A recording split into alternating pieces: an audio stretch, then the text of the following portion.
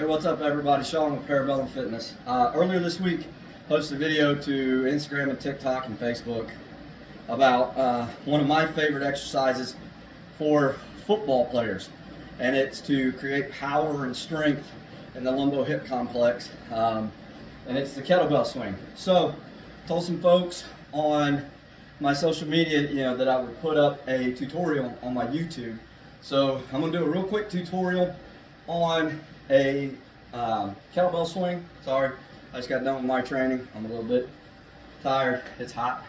So first off, I'm gonna start with my feet like they're on railroad tracks, toes pointed straight ahead, and I'm gonna claw my feet. If you'll go back through my YouTube, you'll see where I talk about clawing the feet in order to create a very solid foundation and not ruin your arch.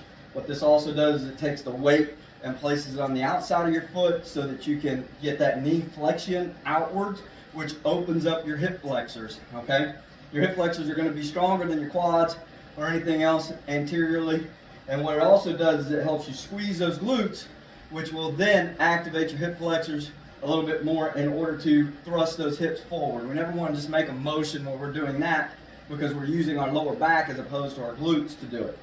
So I'm going to place the kettlebell right there in between my feet, about right in between the insteps of my feet. I'm going to come down, use two hands, I'm going to get a firm grip. Now if you'll watch my upper back, I'm going to retract my scapula and I'm going to depress my lats. I've got my head in line with my spine, so none of this or none of that. It's just in a straight line. I'm going to sink my butt down, okay? It's not a squat, but it looks like it. So from here, I'm going to push the momentum back. I'm going to come up, and right here, I'm going to squeeze my glutes, and that pushes my hip flexors forward. So I've got my knees with some outer flexion, and I'll turn in a second so you can see it, but I'm using my glutes to power the bell up. I'm not using my arms to do it. My arms are just a fulcrum, okay? The momentum of my hip flexors and squeezing my glutes is what carries that bell up. Now it's up to me to keep my core braced so that this bell just doesn't fall, okay? And we want to keep those arms locked out so that the bell's going straight up, straight back down, but we're braced the entire time using that momentum. So I'll turn forward so you can kind of see me. Bell right here, track the scapula, claw the feet. Hips are hinged, butt slightly down, head in line, come up. And if you'll see, my knees with that outer flexion, and then squeezing the glutes forward, now I'm using my hips. So why is this important for football players? Well, if you go through USA football coaching, certifications and things like that, when you come forward to make a tackle, and you say, I'm going to make a tackle right here, you got that near foot, near shoulder, and you're going to explode through it. So you're using a kettlebell swing motion.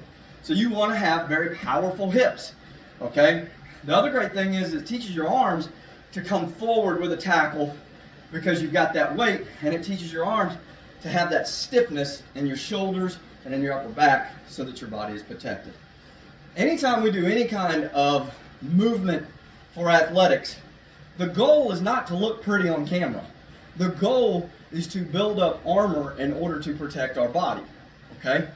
I don't care what sport you play, either basketball, soccer, baseball, football, wrestling, doesn't matter, or even better, law enforcement, military, firefighters, EMT, you've got to have a very strong trunk, very strong lumbo hip complex, okay? So lower back, hips, glutes, hamstrings, hip flexors, all of that is included in that lumbo hip complex, and you've got to have a very strong core.